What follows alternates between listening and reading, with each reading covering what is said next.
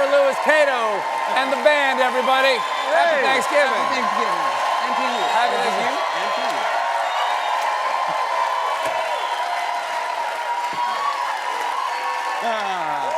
Coming up in just a moment, my friends, we have the great Senator Elizabeth Warren will be out here. We'll talk about some stuff.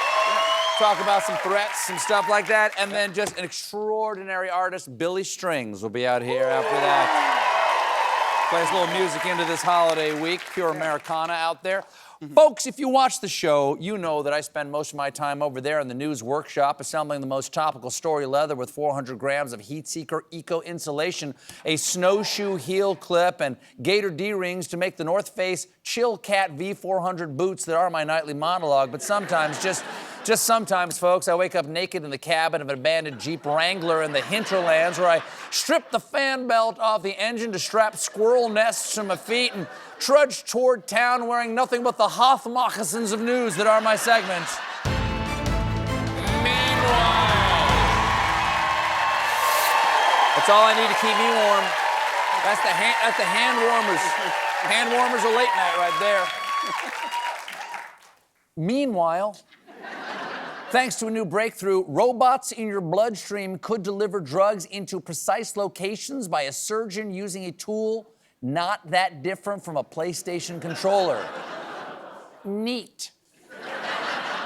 I look forward to those pre-operation assurances. Don't you worry, you're in great hands. Dr. Goldberg has achieved Kingpin in Grand Theft Auto 5.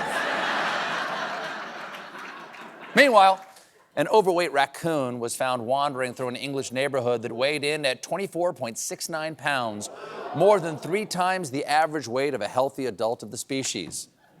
Feels a little fat-shamey. He's not overweight. There's just more of him to give you rabies.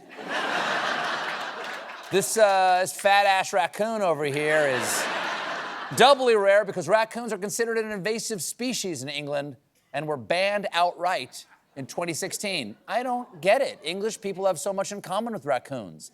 They both have opposable thumbs and love eating garbage.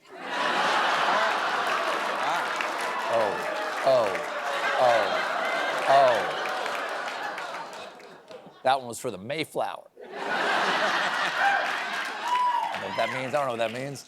In other raccoon news, a new study has found that raccoons living in urban areas are physically changing in response to life around humans, which is an early step toward domestication, which means we are one step closer to my dream of the Westminster Raccoon Show.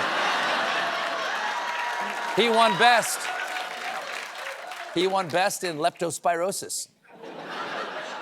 Meanwhile, previously unknown works by Johann Sebastian Bach have been presented and performed in Germany for the first time in 320 years. And I am honored to say that we here at the Late Night have a copy of this never-before-heard Bach piece, which will now be performed for the first time in the United States by our keyboard player, Corey Bernhard. Corey? Okay, Stephen. Here goes.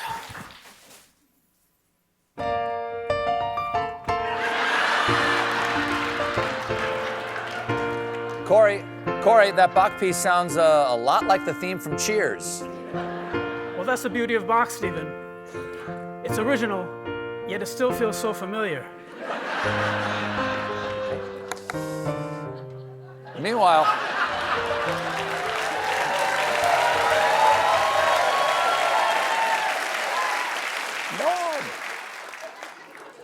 in Hollywood news, Parmigiano Reggiano, yes, the cheese, has been signed as a client by the United Talent Agency.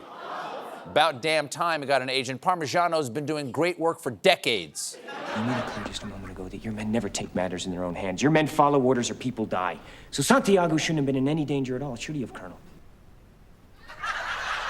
I'd like an answer to the question, Judge. I want the truth! The Parmigiano Reggiano consortium, which regulates and promotes the cheese, is mounting a big push to get the king of cheese's product placement in Hollywood projects. They want their cheese in entertainment so bad that a few months ago, and this is true, the consortium sent me this entire wheel of Parmigiano Reggiano. Bring it out. Here we go. They mailed me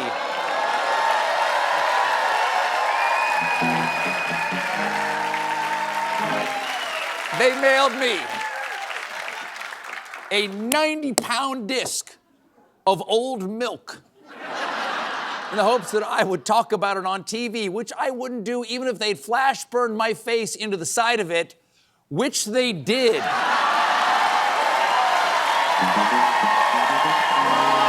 Nice try, Parmigiano Reggiano, king of cheeses. Also, please send another one. I'll be done with this by Christmas. We'll be right back with Senator Elizabeth Warren.